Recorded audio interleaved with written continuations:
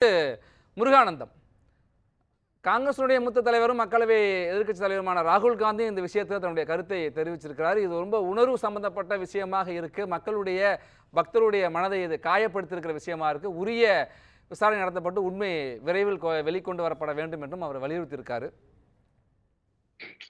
இல்ல இதுல வந்து யாருமே டிஃபர் ஆகல. நீங்க பாத்தீங்கன்னா அதாவது விசாரணை விதமா மேற்கொள்ளப்படணும் அப்படிங்கிறதுல குற்றச்சாட்டு தரப்புக்கும் பொறுப்பு இருக்கு. அது குற்றச்சாட்டுக்குள்ளான ஒய்எஸ்ஆர் காங்கிரஸ் கட்சியினுடைய தலைவரும் ஜெகன்மோகன் ரெட்டியும் அந்த அவராகவே நீதிமன்றத்தை நாடுறதுக்கு போயிருக்காங்க. முன்னாள் டிடிபியோட சேர்மன் டிடிபி சேர்மன் சுப்பா ரெட்டியும் அவரே நீதிமன்றத்தை நாடிட்டார். ஏன்னா இது எல்லாத்துக்கும் சென்சஸ் இல்லாத ஒரு விஷயம், மக்களுடைய உணர்வு சம்பந்தப்பட்ட விஷயம் அப்படிங்கிறதுனால அதுக்கு அந்த ரெஸ்பாண்ட் பண்ணி தான் ஆகணும். எவ்ரி பொலிட்டிக்கல் லீடர்ஸ் அதை பண்றாங்க, பண்ண வேண்டியது ஒண்ணு. ஆனா என்னன்னா நமக்கு திட்டவட்டமான எல்லா இதையும் வந்து இதுக்கு பின்னாடிதான் நம்ம பேச முடியும்.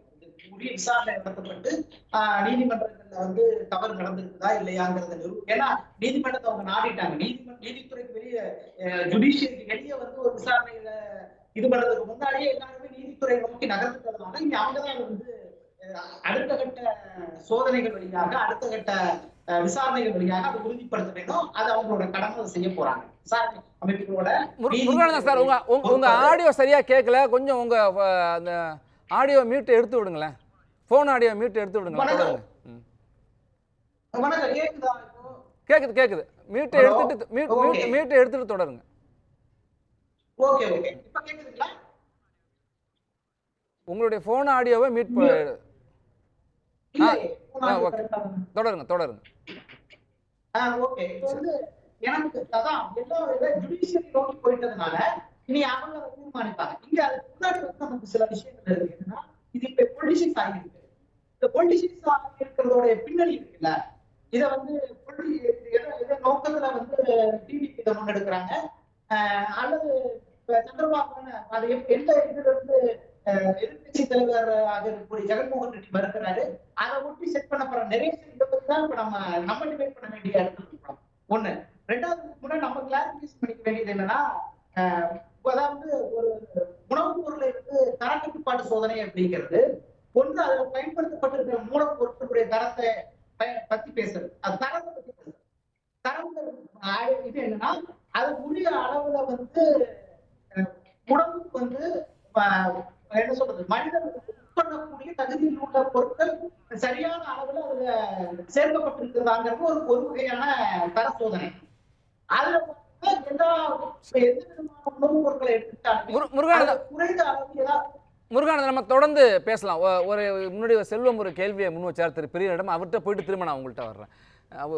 ஒரு பக்தரா எளிமையா கேட்கிறாரு, தமிழிசை அவர்கள் கேட்டதுல என்ன தவறு இருக்கு, கேட்கக்கூடாதுன்னு நீங்க எப்படி கேட்குறீங்களே அப்படின்னு திரு செல்வம் உங்கள்கிட்ட தான் கேள்வி. இல்லைங்க, நான் கேட்கக்கூடாதுன்னு சொல்ல வரலைங்க. தமிழிசை வந்து தமிழ்நாட்டு பாஜகவுக்கு ஒரு பொறுப்பு குழு போட்டிருக்காங்க, அதுக்கு ராஜா தலைவராக இருக்காரு. இவங்க எந்த பொறுப்பில் இவங்க இருக்காங்க நமக்கு தெரியாது. ஒரு பொறுப்பில் இருக்கிறவங்க கேட்டால் அதுக்கு ஒரு அர்த்தம் உண்டு. ஆக்சுவலாக இவங்க எல்லா விஷயத்தையும் தலைவர் எல்லாத்தையும் கடந்து ஒரு பக்தரா ஒரு மக்கள்ல ஒருத்தரா கேட்கலாம். கேட்கலாங்க. மைக்கை பார்த்தோன்னு தான் பக்தர் அவசியம் இல்லை. மைக்கை பார்த்தோன்னு தான் பக்தர் ஞாபகம் வருதான்னு கேட்குறேன் நான். டெய்லி ஏதாவது ஒரு கருத்து சொல்லிட்டு இருக்காங்களே, அதுக்காக நான் சொல்ல வந்தேன். தமிழிசை வந்து தமிழ்நாடு பாஜக தலைவர் மாதிரி டெய்லி பேசிட்டு இருக்காங்களே, ராஜா என்ன பண்ணிட்டு இருக்காரு, அவர் எதுவும் பேச மாட்டேன்றாரு. அந்த ஆங்கிள் இது பொலிட்டிக்கலா பேசுறேன். அவர் கேட்கறதுக்கு உரிமை இல்லை நான் சொல்லல, அவரை கேட்கலாம், அவர் தாராளமாக கேட்கலாம். செல்வம் ஏதாவது சொல்ல வந்தீங்க? இல்ல, அதாவது அண்ணன் சொல்றது வந்து என்ன கேட்டீங்கன்னா, அந்த குழுவுல அவங்கள போடல, இந்த குழுவுல அவங்கள போடல. 4 ஆண்டு காலம் அவர்கள் ஆளுநராக இருந்திருக்கிறார்கள். இன்னும் சொல்ல போனா ஒரு 7 வருடம் 6 ஆண்டு காலம் தமிழ்நாடு பாரதிய ஜனதா கட்சியினுடைய தலைவராக இருந்திருக்கிறார். ஒரு பாரம்பரிய மிக்க அரசியல் குடும்பத்தை சார்ந்தவர். அதெல்லாம் சொல்லிட்டேன், கேட்க கூடாது. நீங்களுமே அதை கேட்டுட்டீங்க, நானுமே அதை சொல்லிட்டேன். சொல்லல, அவங்க ஏதோ தினமும் செய்தியாளர் சந்திச்சு ஏதாவது கருத்து சொல்லணும் அப்படிங்கிறதுக்காக குற்றச்சாட்டு சொல்லியிருக்காங்க. என்ன வார்த்தைன்னு கேட்க நீங்க இல்ல, வார்த்தையிலேயே வந்து கூட கேட்டீங்கன்னா அவங்க பேசுறதை விட இவங்க கடுமையா மைக்கு கிடைச்ச உடனே என்ன வேணாலும் பேசுறதா அப்படின்னு சொன்னா என்ன? கடந்த 20 நாள் பேப்பர் ஆதாரமற்ற குற்றச்சாட்டை சொல்றாங்க. ஒரு குற்றச்சாட்டு, அதாவது அந்த ஆதாரம் இருக்கு இல்லங்கிறத வந்து அதான் குற்றச்சாட்டு எழுப்பியவர்களும் குற்றம் சாட்டப்பட்டவரும் 2 பேருக்குள்ள விவகாரம். இல்ல, அமைச்சர் யாருக்கு வக்காலத்து வாங்குறீங்க? இந்து சமய அறநிலையத்துறை அமைச்சர் அதை மறுத்துட்டாரு. மறுத்துட்டு தவறான நீங்க தகவலை பரப்பினார்கள் என்பதற்காக 2 பேரும் மீது புகாரும் காவல் நிலையத்தில் கொடுத்திருக்காங்க. இந்த மாதிரி தவறான தகவலை பரப்பாதீங்கன்னு ஒரு எச்சரிக்கையும் எடுத்திருக்காரு. அதுக்கு அப்புறம் தான் நீங்க உறுதிப்படுத்தணும். அவர் பேசுனதுல ஒரு அதை ஏற்றுக்கிற மாதிரி இல்லங்கிறாங்க. நான் என்ன சொல்றேன்னா அண்ணன் திருமதி தமிழிசை சவுந்தரராஜன் அவர்கள் பழனி பஞ்சாமிர்தத்தில் அது குறைபாடுகள் இருக்கிறதா என்பதை இல்லை என்பதை பக்தர்களுக்கு தெரியப்படுத்துங்கள் என்றுதான் சொன்னாங்களே தவிர குறைபாடு இருக்குன்னு சொல்லல. நீங்க கொஞ்சம் தயவுசெய்து அதை குறிப்பா வச்சுக்கணும். முருகானந்தம் தொடருங்கள். முருகானந்தம். அதாவது எல்லா பொலிட்டிக்கல் லீடர்ஸும் ரெஸ்பாண்ட் பண்ணிருக்காங்க. இவங்க ஒரு பொதுவான அபிப்பிராயம்னா இதுல மேலதிகமான விசாரணை நடந்து உண்மையை பொதுமக்களுக்கு வெளிப்படுத்தப்பட வேண்டும்ங்கிறத கிட்டத்தட்ட ஒட்டுமொத்தமாக இந்தியாவில் இருக்கிற எந்த பொலிட்டிக்கல் பார்ட்டிஸ் எந்த வித்தியாசமும் கருத்து வேறுபாடோ கிடையாது. பிரச்சனை அது. அதனால அது 2வது எல்லாருமே ஜுடிஷியரி நோக்கி நகர்ந்துட்டதுனால இந்த ஜுடிஷியரி தான் அதை முடிவு பண்ண வேண்டிய இடத்துக்கு போயிடுச்சு. ஏன்னா சுப்பாரெட்டி அவர்களும் சரி ஒய்எஸ்ஆர் காங்கிரஸும் நீதிமன்றத்தை தாங்களாகவே நாடி இருக்காங்க. அவங்களே முன் சிபிஐ விசாரணையும் கேட்டுட்டாங்க. அதனால இதை குற்றம் சாட்டுகிற தரப்பு குற்றம் சாட்டப்பட்ட தரப்பு 2மே தங்களை சோதனைக்கு உட்படுத்திக் கொள்ள தயாராகிட்டாங்க. அதனால அது ஒரு பக்கம் வைப்போம். அதனால நாம் காத்திருக்க வேண்டியது வைப்போம். 2வது என்னன்னா நம்ம புரிஞ்சுக்க வேண்டியது ஒரு உணவு பொருளை தரக்கட்டுப்பாட்டு சோதனைங்கிறது ஒரு நிலையில என்னன்னா அந்த உணவுல மனிதர்கள் உட்கொள்ள தகுந்த மனிதனுடைய உடல் நலனுக்கு பெருங்கேடு விளைவிக்காத அளவில் உட்பட்டு கலக்கப்பட்டிருக்கிறாங்கிறத சோதிக்கிற ஒரு தரக்கட்டுப்பாட்டு சோதனை எல்லா உணவுப் பொருட்களுக்குமே நடத்தப்படுது. நெய் உட்பட இது உட்பட எல்லாமே நடத்தப்படுது. அதனால அது ஒரு சைடு. இன்னும் டீப்பா போக வேண்டியது இருக்கு. என்னன்னா நான் உயிர் வேதியியல் பகுப்பாய்வு அளவுக்கு போய் தான் இங்க அடுத்த கட்டத்துக்கு போக முடியும். என்ன காரணம்னா நீங்க அதாவது இப்ப நான் மாட்டு தீவனம் பயன்படுத்துறோம்னு வைங்களேன். மாட்டுக்கு அந்த மாட்டு தீவனத்துக்கு தயாரிக்கப்படுகிற மாட்டு தீவனத்துல கருவாடு கலக்கப்படும்.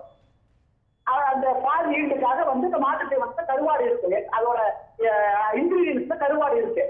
அதோட ஏதோ ஒரு இது ஒரு சின்ன அளவுலையாவது அந்த பயன்படுத்தப்படக்கூடிய அந்த மாட்டிலிருந்து வர பால் நெய்க்கு டிரான்ஸ்பர் ஆகி நெய்யிலிருந்து நெய்யில் எதுக்கு கலக்கப்படுதோ அதுக்கு டிரான்ஸ்பர் ஆகும். 2வது சர்க்கரை எடுத்துக்கிட்டீங்கன்னா ஒயிட் சுகர் எடுத்துக்கிட்டோம்னா ஒயிட் சுகர் பியூரிஃபிகேஷன் பண்றதுக்கு மாட்டு எதுக்கு தூள் பயன்படுத்தப்படும். அதோட ஏதோ ஒரு எக்ஸ்ட்ராக்ட் ஏதோ ஒரு வடிவத்துல தங்கி இதுக்கு போகும். அது அடுத்த உணவு பொருளுக்கு போகும். அப்ப இதெல்லாமே பயன்படுத்தி தயாரிக்கப்படுகிற ஒரு பொருள்ல இதனுடைய ஏதேனும் ஒரு சிறிய மூலக்கூறுகள் இருக்கிற வாய்ப்பு இருக்குன்னு நினைக்கிறேன். அது பொதுவாக உயிர் வேதியியல் பகுப்பாய்வாளர்கள் அதை ஒத்துக்கிறாங்க. அதனால அதுக்கான வாய்ப்புகள் இருக்காது. ஆனா திட்டமிட்டு அது இதுக்காக கலக்கப்பட்டிருக்கிறதா அது அது என்ன ஃபாரின் சைடுக்கு சொல்லுவோம் இல்லையா, அந்த மூலப்பொருட்கள் இருந்து வராம எக்ஸ்ட்ரா கலக்கப்பட்டிருக்குதா அப்படிங்கிறத பத்தின மேலதிகமான சோதனைகள் தேவைப்படுது. ஏன்னா இந்த பிரச்சனை சென்சஸ் ஆயிடுச்சு. ஆல் ஓவர் இந்தியா இதுக்காக எல்லாருமே ரியாக்ட் பண்ற போது நம்ம அடுத்த இதுக்காக வெயிட் பண்ண வேண்டியது இருக்கு. தொழில்நுட்ப பகுப்பாய்வுக்காக வெயிட் பண்ண வேண்டியது இருக்குது. அப்புறம் அதை அப்போ பார்க்கலாம். 2வது என்னன்னா இப்போ அடுத்து பிஜேபி என்ன சொல்றாங்க அப்படின்னா இந்த பிரச்சனை என்னன்னா பிஜேபி அந்த கவர்மெண்ட் பார்ட் ஆஃப் கவர்மெண்ட். இன்னைக்கு டிடிபி தலைமையிலான அரசாங்கத்துல சந்திரபாபு நாயுடு அவர்கள் தலைமையிலான அரசாங்கத்துல பாரதிய ஜனதா கட்சி விடப்பட்டிருக்கிறது. ஒரு பக்கம் ஒய்எஸ்ஆர் காங்கிரஸ் மத்தியில் ஆளக்கூடிய தேசிய ஜனநாயக கூட்டணிக்கு நிபந்தனையற்ற ஆதரவை தெரிவித்திருக்கிறது. பாரதிய ஜனதா கட்சி தெலுங்கு தேச கட்சியிலிருந்தும் ஒய்எஸ்ஆர் காங்கிரசிலிருந்தும் ஆதரவை பெற்று பவரை என்ஜாய் பண்ணிட்டு இருக்காங்க. இப்ப இவங்க யாரையும் குற்றம் சாட்டுறாங்க, இல்ல யாரு இந்த பக்கம் நிக்கிறாங்க அப்படின்னு கிளாரிட்டி இல்லாம அவங்க ஒரு ஸ்டாண்ட் எடுக்கிறாங்க. யாரு பிஜேபி செல்வமோகனுடைய பேச்சு உணர முடியுது. 1. 2வது என்னன்னா நம்ம பிரச்சனை என்னன்னா உடனே பழனியை பத்தி நீங்க பேச வர்றீங்க. பழனி இதை பத்தி நீங்க உடனே ஒரு தகவலை சொல்றீங்க. அந்த தகவல் உண்மையா பொய்யான்னு பரிசோதிக்கப்படல. இது பாரதிய ஜனதா கட்சியினுடைய முக்கியமான சேனல்ஸ் எல்லாருமே இதை போடுறீங்க. போடுற போது ஒரு சென்சி ஆல்ரெடி ஒரு இஷ்யூ சென்சஸ் எல்லாம் போயிட்டு இருக்கிற போது நீங்க உடனே ஒரு பொறுப்பு கருதி ஒரு அமைதி காக்க வேண்டிய அவசியம் இருக்குது. எல்லா அரசியல் கட்சி தலைவர்களுக்கும் பொலிட்டிகலைஸ் பண்ணலாம். நீங்க பொலிட்டிக்கல் இஷ்யூ பொலிட்டிசைஸ் பண்ணுங்க. ஒரு என்ன சொல்றது நிர்வாக பிரச்சனை பொலிட்டிசைஸ் பண்ணுங்க. அதான் சொல்லல. பட் இது ஒரு சென்சேஷனல் இஷ்யூ. பிரச்சனை நடந்தது திருப்பதி சம்பந்தமா உடனே நீங்க அதை பழனியோட போட்டுறது ஒரு அஜெண்டா இருக்கு. பாரதிய ஜனதாவுக்கு ஆர்எஸ்எஸ் இருக்கிற பேட்டர்ன் இது. நீங்க ஏன் உத்தரப்பிரதேசத்துல இருக்கக்கூடிய ஒரு கோயில ஏதாவது ஒரு வகையில பிரசாதத்துல நெய் கலக்கப்படாது. செல்வம் குறுக்கிறீங்க, நான் வர்றேன், முடிச்சிடட்டும். செல்வம் குறுக்கிறீங்க, வர்றேன் அவர் முடிச்சிடட்டும். திரு செல்வம் குறுக்கிறீங்க.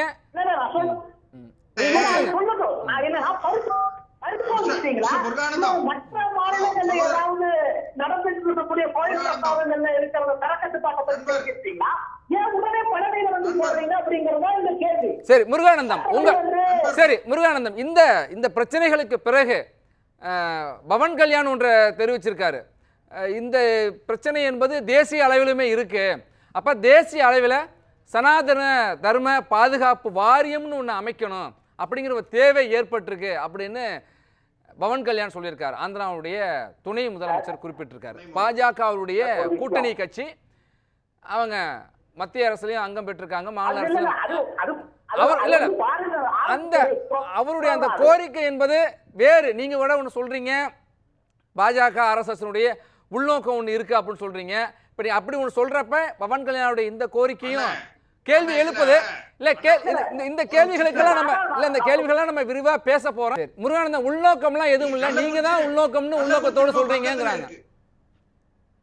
இல்ல, நான் ஒரு விஷயம் சொல்றேன். நான் வந்து இதை வந்து திருமலை திருப்பதி தேவஸ்தான ஊழியர் சங்க தலைவர் வந்து தண்டெடுப்பு முரளி வந்து இந்த விஷயத்தை வந்து மறுத்திருக்கிறது மட்டுமல்ல, அவர் கடுமையாக கண்டித்திருக்கார். இதான் என்னன்னா, திருமலை திருப்பதி தேவஸ்தான ஊழியர்களுடைய நம்பகத்தன்மையை இதை கேள்விக்குள்ளாக்குது இந்த மாதிரியான ஒரு ஸ்டேட்மெண்ட் ஒரு விஷயத்துல. அதனால வந்து இதை வந்து நாங்க ரொம்ப இதனால காயம் பெற்றிருக்கிறோம். இதனால வந்து ஊழியர்களுடைய இது வந்து ரொம்ப பெயின்ஃபுல்லா இருக்காங்க ஊழியர்கள். அவர் ஒரு கருத்தை முன் வச்சிருக்காரு. இதுல பலருக்கு பல கோணங்கள் இருக்கு. ரெண்டாவது, நான் திரும்ப வந்து ஒரு விஷயத்தை நான் உங்களுக்கு சொல்லிடுறேன். திருமலை திருப்பதி தேவஸ்தானத்துக்கு தரப்படுகிற லட்டுகளை நீங்க பாத்தீங்கன்னா அது எப்பவுமே பேக்குடு கிடையாது.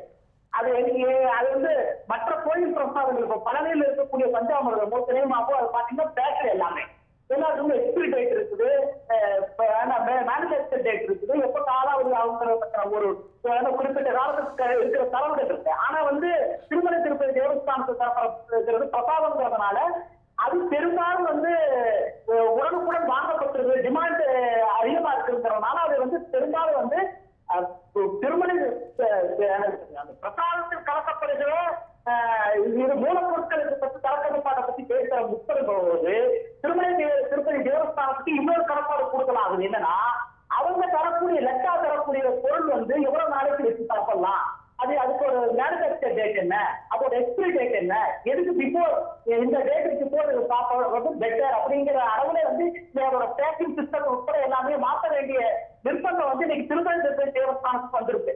இது என்ன பொறுத்தளவுக்கு அது நடந்தா நல்ல விஷயம் தான், அது ஒன்றும் பிரச்சனை கிடையாது. நான் மீண்டும் என்ன சொல்றேன்னா, ஒரே ஒரு கொஸ்டின் வந்து ரஞ்சித் தூத்துக்குடி செல்வம் 2 பேருக்கு வைக்கிறேன். தமிழ்நாடு கவர்மெண்ட்டுக்கு வந்து திருமலை திருப்பதி தேவஸ்தானத்துக்கு அரங்காவலர்களும் ஒருவரை பரிந்துரைக்க உரிமை இருக்குது. தமிழ்நாடு அரசு சார்பில் அவங்க வந்து திருமலை திருப்பதி தேவஸ்தானத்துடைய உறுப்பினர் அரங்காவலராக ஒருவர் நியமிக்கப்படுகிறார். அதை அரசாங்கம் பரிந்துரைக்கும். சேகர் ரெட்டின்னு ஒருத்தர் உங்களுக்கு தெரியும். சேகர் ரெட்டி வீட்டில டிமானிட்டேஷன் அப்போ 2000 ரூபாய் நோட்டுகள் கட்டுக்கட்டாக கைப்பற்றப்பட்டது மத்திய புலனாய்வு அமைப்பினால. அந்த வழக்கு என்னாச்சுன்னே தெரியாது. ஆனால் அன்றைக்கு பாரதிய ஜனதாவுடைய ஊதுகுரலாக இன்றைக்கு இருக்கிற ஓ பன்னீர்செல்வம் அவரை திருமலை திருப்பதி தேவஸ்தானத்தினுடைய அரங்காவலராக நியமிக்க பரிந்துரை செய்யப்பட்டு அவர் அரங்காவலராக நீடித்தார். அப்போ அன்றைக்கு அந்த ஏற்கனவே பழைய பாடிதான், ஜெகன்மோகன் ரெட்டியோட பாடியில தான் அவர் இருந்திருக்காரு. அவர் இதுதான். அப்போ பாரதிய ஜனதாவுக்கு வந்து அதுல என்ன தொடர்புன்ற கேள்வி வருது இல்லையா? இன்றைக்கு திரும்ப அவருக்கு இவ்வளவு பேச கொஸ்டின் பண்றீங்களா, சுப்பாரெட்டியை கொஸ்டின் பண்றீங்கல்ல, நீங்க சேகர் ரெட்டியை கொஸ்டின் பண்ணுவீங்களா? நீங்க சேகர் ரெட்டிக்கும் பாரதிய ஜனதாவுக்கு என்ன? சேகர் ரெட்டி மேலான வழக்கை பாரதிய ஜனதா பாரதிய ஜனதா அரசுடைய புலனாய்வத்திலே இன்னைக்கு வந்து போட்டு அமைச்சு மூடி வச்சிருக்கிறீங்க. 2000 ரூபாய் கட்டுக்கட்டாக புதிய கேள்வி. சேகர் ரெட்டியினுடைய நிலைப்பாடு என்ன, இன்னைக்கு பாரதிய ஜனதாவோட நிலைப்பாடு என்ன? அப்போ வந்து இந்த ஒருவேளை இதுல வந்து இந்த கலப்படமெல்லாம் நடந்திருக்க உண்மைனா அன்னைக்கு அதுக்கு சேகர் ரெட்டிக்கு பங்கு இல்லையா? அந்த சேகர் ரெட்டிக்கு பாரதிய ஜனதாவுக்கு தொடர்பு என்ன? பாரதிய ஜனதா சேகர் ரெட்டி என்ன பெற்று சேகர் ரெட்டி பாரதிய ஜனதாக்கு என்ன கொடுத்துருக்காங்கிற கேள்வியெல்லாம் வரும் இல்லையா? அதுக்கு பதில் சொல்ல குத்து இருக்குதா உங்களுக்கு? கவனமா பதில் சொல்ல வழி இருக்கான்னு கேளுங்க. அந்த வார்த்தைகள் தவிருங்க. இல்ல முருகானந்தம், கடினமான வார்த்தைகளை நீங்க பயன்படுத்த வேண்டாம். செல்வம் குறுக்கிட்டீங்க சுருக்கமா. சரி, இல்ல முன் வச்சிட்டீங்க விடுங்க. பேசுறவங்களுக்கு இதெல்லாம் ஞாபகம். அதாவது என்னன்னா, நீங்க அதாவது வந்து துறையிலும் சரி பொதுமக்கள்கிட்ட கருத்துருவாக்க சக்திகள் கிட்ட இருக்கிற ஞாபக மறதி வந்து சரி. பாரதிய ஜனதாவுக்கு வந்து ஒரு என்ன சொல்றது சரி, முன் வச்சிருங்க. செல்வம் செல்வம் வாங்க சுருக்கமா. இருக்கிறாங்க. செல்வம் சுருக்கமா. சார் காங்கிரஸ் கட்சி வந்து இந்த நாட்டில் 60 ஆண்டு காலம் ஆட்சி நடத்தி ஊழல் ஊழல் ஊழல் சார், இன்னைய பிரச்சனைக்கு வாங்க சார். கண்ணாக இருந்த இந்த நாட்டை கேளுங்க சார். இந்த நாட்டை வந்து சார், திருப்பதி காங்கிரஸ் கட்சி தான். திருப்பதிக்கு பழனிக்கு வாங்க சார். கேளுங்க சார். இந்த நாட்டோட பிரதமரை வந்து ஒருத்தராவது முருகானந்தம் இருங்க, முருகானந்தம் இருங்க இருங்க. நகர்வாழ ஊழல் இருந்து ஆரம்பிச்சுட்டா நகர்வாழ சரி நீங்க ஒண்ணு கேளுங்க. சரி சரி, ரெண்டு பேரும் அமைதியா இருங்க. ரஞ்சித், நீங்களே ஏதோ சொல்ல வரீங்க. ஒரு தொழில் பண்றவரு பாரதிய ஜனதா மத்தியில ஆட்சியில இருக்கிற கட்சி. இவ்வளவுதான். எங்களுக்கு என்ன இருக்கு? எங்களுக்கு சேகரித்து சரி. எந்த சம்பந்தமும் கிடையாது. சரி, இன்றைய விவாதத்துக்கு வந்துருவோம்.